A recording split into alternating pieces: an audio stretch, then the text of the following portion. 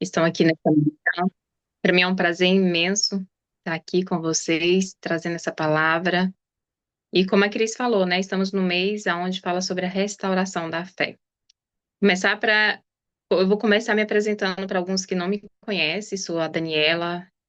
Faço parte do Mães e Filhos que Oram, sou uma das líderes ali. Estou todas as sextas-feiras, né? Na, na nossa oração do Zoom. E tenho três filhos, um de 17, uma de 11 e outra de 9. Tenho uma netinha também, de 6 meses, né? Sou casada já há 18 anos, moro aqui na França, como eu falei, e estou aqui nesse trabalho junto com a Cris, e para nós é uma honra fazer parte desse mover de Deus aqui na Terra. É gratificante ser levantada nesse tempo de mães que muitas das vezes estão totalmente dispersas ou distraídas, mas o Senhor nos despertou para poder despertar outras mães. E esse mês é um mês de restauração da fé. E é um mês muito forte, porque eu sei que o Senhor vai restaurar a fé de muitas mães aqui. E essa primeira semana fala sobre a fé que constrói muros. E é muito forte essa palavra que o Senhor trouxe, porque é uma palavra conhecida, é uma palavra que até as criancinhas já conhecem ela de cor. Mas como a Cris falou, o Senhor, ele restaura o tempo todo. E o Senhor, ele sempre traz coisa nova, né? Toda quarta-feira você pode até se acomodar achando que é um dia normal, mas nem a palavra dele se torna algo normal. Ele sempre traz novidade através da sua palavra. E a palavra que eu queria trazer hoje para você está lá em Lucas 15, 11, do 11 ao 24, que fala sobre o filho pródigo. Como eu falei, é uma passagem muito conhecida por todos, mas o Senhor sempre traz um renovo na sua palavra, e aqui a gente vai descobrir muitas chaves, muitos mistérios na palavra dele. E eu queria começar lendo Lucas 15, do 11 ao 24. Quem quiser abrir sua Bíblia, está meditando nela nesse momento, a gente vai estar lendo essa parábola. Fala assim: e ele disse: certo homem tinha dois filhos, e o mais jovem deles disse ao seu pai: Pai, dá-me a parte dos bens a que tenho direito. E ele dividiu-lhe os seus haveres. E poucos dias depois, o filho mais jovem, ajuntando tudo, partiu para uma terra distante, e ali desperdiçou os seus bens com uma vida desordeira. E havendo ele gastado tudo, houve naquela terra uma grande fome, e ele começou a passar necessidade. E ele foi e juntou-se a um dos cidadãos daquela terra, e ele o enviou aos seus campos para alimentar os porcos. E ele desejava encher o seu estômago com as cascas que os porcos comiam, e nenhum homem lhe dava nada. E ele, caindo em si, disse: quantos servidores de meu pai têm pão suficiente de sobra, e eu aqui pereço de fome? Levantando-me-ei e irei para o meu pai. E lhe direi: Pai, eu pequei contra os céus e perante a ti, e não sou digno de ser chamado teu filho. Fazer-me como um dos seus servidores. E ele, levantando-se, foi para o seu pai. Mas ele, estando ainda longe do caminho, seu pai o viu e teve compaixão, e correndo lançou-se ao pescoço e o beijou. E o filho lhe disse: Pai, eu pequei contra o céu e à tua vista, e não sou mais digno de ser chamado teu filho. Mas o pai disse aos seus servos: Trazei a melhor vestes, e vestiu, e pondo-lhe um anel em sua mão, e calçado em seus pés. E trazei aqui um novilho cevado, e matai-o, e comamos, e alegramos. Porque este meu filho estava morto, e vive novamente. Tinha se perdido, e foi achado. E eles começaram a alegrar-se. Só até aqui. Quando pensamos em muros derrubados, normalmente imaginamos problemas visíveis, né? Algo que os nossos olhos são capazes de ver. Mas existem muros invisíveis que também caem dentro da nossa casa, dentro da nossa família.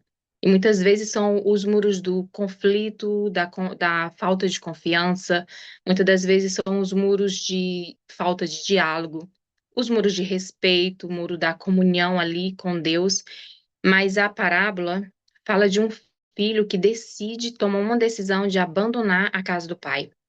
Mais do que, como diz, mais do que uma viagem que ele iria fazer física, seria também uma ruptura emocional e espiritual.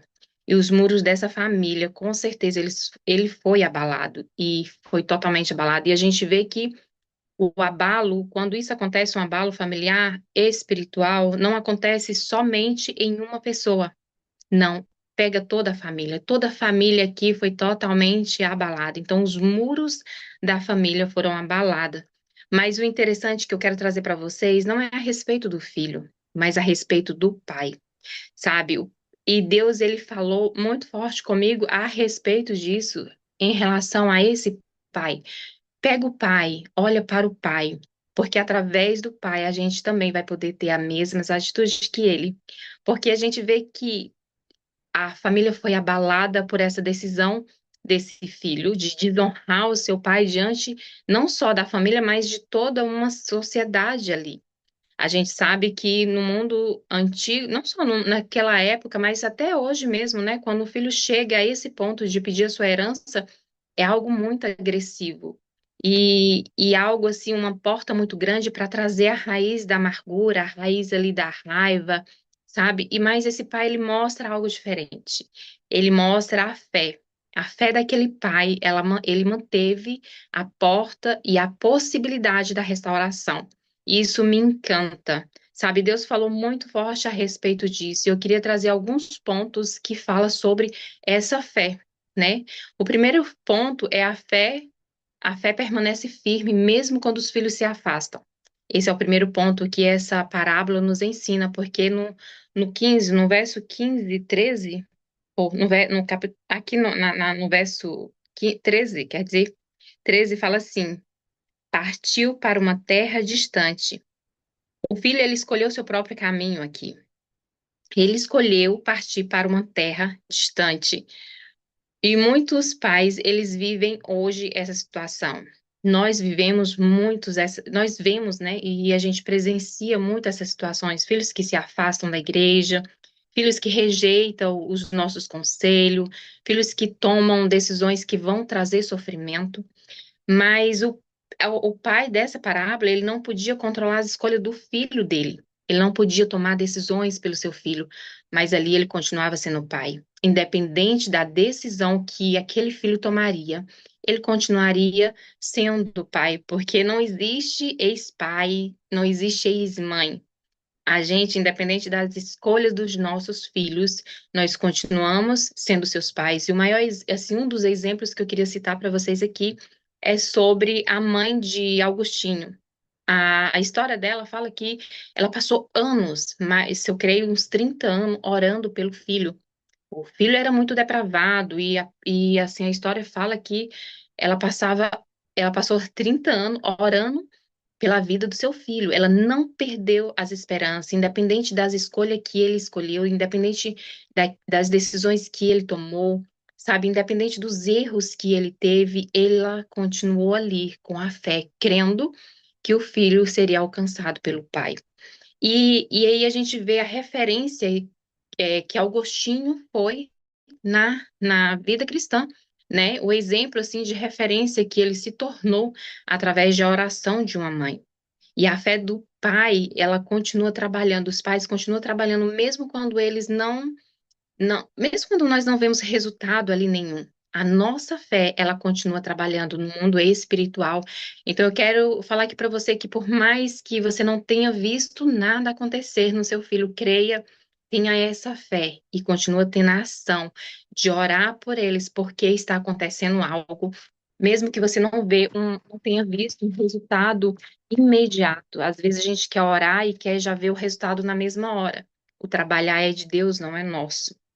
Os nossos filhos tomarão decisões que não vai nos agradar, mas quem sabe ali não é uma decisão onde o Senhor vai trabalhar com eles para eles alcançar outras vidas através daquela situação que eles estão vivendo. O segundo ponto é a fé acredita que Deus pode trazer os filhos de volta. Se você tem fé, você Você vai ter, você vai crer que não, a sua fé, ela vai te dar a motivação e a certeza que os seus filhos, eles retornarão. No 17, fala assim que ele caiu em si. E quando eu li, gente, quando eu li essa parte, veio assim algo assim tão forte em mim que eu fiquei emocionada, porque eu lembrei do testemunho da Karen. Quando fala assim que ele caiu em si, ele viu onde ele estava, e aí Deus trouxe à minha memória o testemunho da Karen quando ela sentiu saudade. E isso é muito forte, porque é a nossa oração que os nossos filhos sintam saudade. Mas será se o ambiente da nossa casa vai proporcionar essa saudade no coração dos nossos filhos?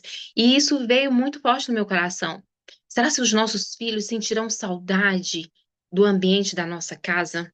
Sabe? E essa fé que acredita que mesmo os nossos filhos distantes, eles voltarão porque eles cairão em si, porque eles sentirão saudade, sabe? O momento da restauração, ele não começa quando o nosso filho quando o nosso, não, aliás, o momento da restauração, ele começa quando o nosso filho, eles refletem aonde eles estão, a condição que ele se encontra. E muitas vezes Deus permite eles passar por várias situações, que é para eles reconhecer a necessidade nele, em Deus, sabe? E quando eu lembrei da Karen, eu lembrei porque ela falou que ela sentiu muita saudade. Ela lembrou dos momentos que ela teve na sua casa e sentiu saudade. E essa saudade não veio por acaso, foi Deus que colocou no coração dela. Ela passou por situação para que Deus lembrasse dela, Deus fez com que as memórias viessem, e é o Espírito Santo que nos traz a memória, sabe? Então, isso é muito forte, a palavra do Senhor, ela é muito tremenda, e essa passagem por mais que nós leiamos elas, ela tem muito mais a falar conosco, pais e mãe, filhos também. O primeiro, assim, exemplo que eu vejo na palavra, assim, dessa fé que acredita que os seus filhos podem voltar novamente, é de Pedro. E a história de Pedro, ela é magnífica, ela é maravilhosa, ela é poderosa, porque a gente vê Pedro ali traindo Jesus 3 vezes. E aí a gente olha aquela traição e a gente fala assim, tá tudo perdido. Ah, acabou. Né? A gente vê um fracasso definitivo ali na vida de Pedro. Mas aí a gente vê Jesus. Jesus, ele restaurando e transformando em um dos principais líderes da igreja, sabe? Então aí a gente vê essa transformação que Jesus, só ele pode fazer essa transformação, não só na vida de Pedro ali, mas na vida dos nossos filhos. Porque quando a gente vê que Pedro traiu Jesus, a gente acha que acabou, ele não ia mais continuar a caminhada com Cristo, sabe? E aí, lá em João 21:15, fala que, 15:17, Jesus vai fazer perguntas a ele. Então, Jesus pergunta 3 vezes a ele, Pedro, tu me ama? E Jesus pergunta isso 3 vezes a Pedro. Jesus está demonstrando ali a maneira de restaurar esse relacionamento. E aí o Senhor pergunta, Pedro, tu me ama? E ele responde, sim, Senhor, tu sabes que eu te amo. Deus, ele é especialista em trazer de volta quem se perdeu.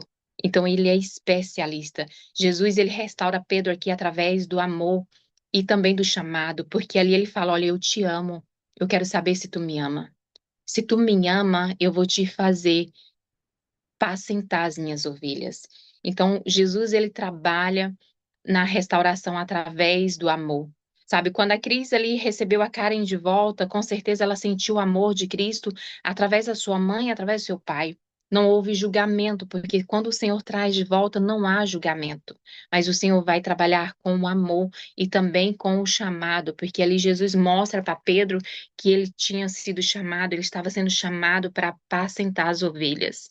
Isso é maravilhoso. E aí a gente vê que depois dali, Pedro, ele é totalmente restaurado e a gente vê um analfabeto conquistar mais de 3.000 almas de uma vez só para Cristo Jesus. Essa é a restauração, é a transformação que o Senhor faz na vida, na nossa vida, sabe? Pai e mãe, nós temos que acolher os nossos filhos com amor. Quando eles voltarem, porque um dia se foi, a gente tem que receber com amor para que eles possam fazer o seu chamado com perfeição e em Cristo, né? E aí o terceiro ponto que eu vejo aqui é a fé que mantém um coração livre da amargura. E aí isso me encantou, porque quantas as vezes a gente recebe uma palavra mal dos nossos filhos e a gente guarda, né? E eu vejo isso, já presenciei isso de pais que estão amargurados e que não conseguem perdoar os seus filhos. Então esse laço, esse muro, ele não é reconstruído por falta de perdão. Então quando você não deixa, não permite que a amargura, porque a palavra fala que a, ra- a raiz da amargura, ela é muito cruel. Então, é uma das maiores, assim, mais cruéis na vida do ser humano, que te impede de avançar em muitas áreas da sua vida. E aí, lá em Lucas, aqui no versículo 20, fala: vinha ele ainda longe quando seu pai o avistou. Isso sugere que aquele pai continuava esperando seu filho. Então a gente vê que ele estava com a porta totalmente aberta, ele não fechou as portas para o seu filho. A gente vê que o seu pai esperava ali, ele tinha fé, ele acreditou, ele acreditava que seu filho voltaria. Independente de onde seu filho fosse ou quanto tempo demoraria, mas o seu filho retornaria e ele estaria ali de braços abertos. Já pensou naquela época para um filho chegar para o pai e dizer: pai, eu quero a minha herança? Era um absurdo, sabe? Na tradição judaica era a mesma coisa do filho dizer, não só na tradição judaica, mas hoje era a mesma coisa de dizer assim: olha, eu quero ver você morto, então eu quero a minha parte. E o filho jovem, o filho mais novo fazer isso era de total falta de respeito. E aí a gente vê que naquela casa havia algo acontecendo, o muro daquela casa estava caindo não só pelo jovem, o filho jovem, mas o filho mais velho também, porque a gente sabe que na tradição judaica o filho mais velho tinha maior autoridade do que o filho mais novo. Então a gente não vê nenhuma atitude do filho mais velho chegar no filho mais novo e falar: ó, por que você está fazendo isso? Por que você está pedindo a herança do nosso pai? Você não pode fazer isso. A gente não vê isso, mas era um filho também que estava perdido. Então, muitas das vezes também os nossos filhos dentro da nossa casa, a gente acha que está tudo bem e não está tudo bem. Também está acontecendo algo. Então, assim, aqui nos mostra que esse pai, ele ficou de portas abertas, ele não alimentou ressentimento, ele não alimentou amargura, ele não alimentou a raiva porque o seu filho desejava que ele morresse para receber uma herança. E aí a gente vê o texto que aquele filho ele não podia continuar naquela vila, porque com certeza não era uma cidade grande, assim, na história que Jesus conta, era como se a cidade em si, se a gente for ler o texto mais profundo, a cidade em si não aceitaria ele permanecer, porque ali era uma vergonha. Então, o seu pai não guardou isso, mesmo ele passando por uma vergonha diante da sociedade. Ele não aguardou nenhum e não alimentou nenhum ressentimento contra o seu filho. E aí, um dos exemplos que eu trago é isso. Muitas das vezes a gente vê que os filhos falam tão mal com os pais, palavras pesadas, palavras de morte, mas os pais não guardam essas palavras fortes. A mágoa, ela pode levar ao muro ainda maior, muito maior do que o problema original.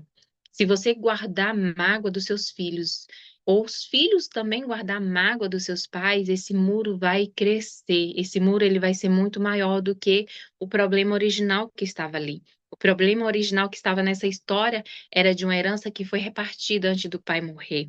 A vergonha e a desonra que foi para aquele pai, mas o pai não permitiu que a mágoa entrasse no seu coração através da fé, porque a fé nos ajuda a permanecer com o coração totalmente disposto a restaurar. Então, através da fé, ele deixou essa porta aberta para que o seu filho voltasse e fosse restaurado a relação daquela família. E aí a gente vê lá em Gênesis 20, 50, 20, que fala sobre a história de José, né? E fala assim, eu vou ler só um pedacinho, fala, vos intentaste o mal contra mim, porém Deus tomou o bem. Então a gente vê nessa fala de José que ele não guardou mágoa dos irmãos, mas ele reconheceu ou a decisão de Deus ali, ele reconheceu o propósito de Deus através daquela situação. E aí a gente vê que a mágoa né, você não guardar mágoa, você está exercendo a sua fé em deixar a porta aberta para a restauração de uma relação. Então, que você possa aprender sobre isso, sobre essa fé que mantém um coração livre de mágoas. Através da fé, nós guardamos, nós protegemos o nosso coração de qualquer mágoa, de qualquer raiz de amargura. O quarto ponto, para nós chegar ao fim, é a fé celebra a restauração. E é interessante que a gente vê uma festa aqui, né? No finalzinho, a gente vê uma festa no 24, fala sobre essa festa que fala assim: porque este meu filho estava morto e reviveu, estava perdido e foi achado. O pai não fez um discurso aqui de condenação, sabe? Mas o pai, ele celebrou a vida do filho, o retorno ali do filho. E quando Deus, ele restaura alguém da família, é para a gente celebrar quando Deus ele restaura a vida do nosso filho, ou do nosso esposo, ou de alguém da nossa família, é para nós festejar, é para nós agradecer, é para nós reconhecer a graça de Deus sobre aquela restauração. E às vezes nós queremos cobrar o passado da pessoa, em vez de celebrar, em vez de se alegrar, mas mesmo sem saber, né, que Deus ele já está ali escrevendo o futuro daquela pessoa. Todos nós trazemos um passado. Mas independente do passado, Deus ele já está escrevendo um futuro para nós, para nossa casa. E a maior restauração do muro é Deus que faz, sabe? É Deus que reconstrói o muro das nossas vidas. Toda parábola aqui aponta para o coração do Pai Celestial. Ele vai nos mostrando como o Senhor ele é misericordioso e como ele faz.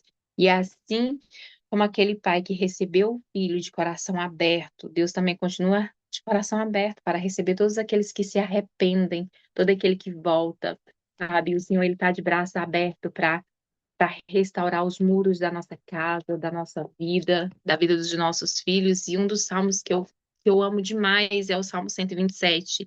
No versículo 1, ele fala que se o Senhor não edifica a casa, em vão trabalham os que edificam.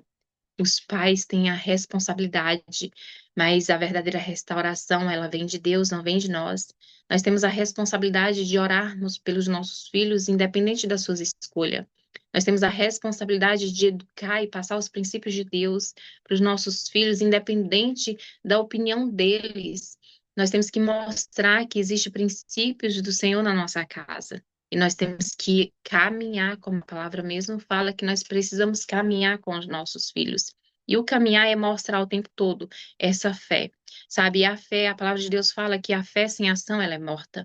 Então, se eu creio, se eu tenho fé, eu tenho que colocar em prática. Foi o que esse pai fez. Esse pai, quando viu o seu filho, ele correu, abraçou e o beijou. Isso tem um significado muito forte na palavra e na tradição judaica. Esse pai, quando ele corre, ele fala para os servos: vai lá, traz o anel, traz a veste, traz a sandália, sabe? Isso tem um significado muito forte.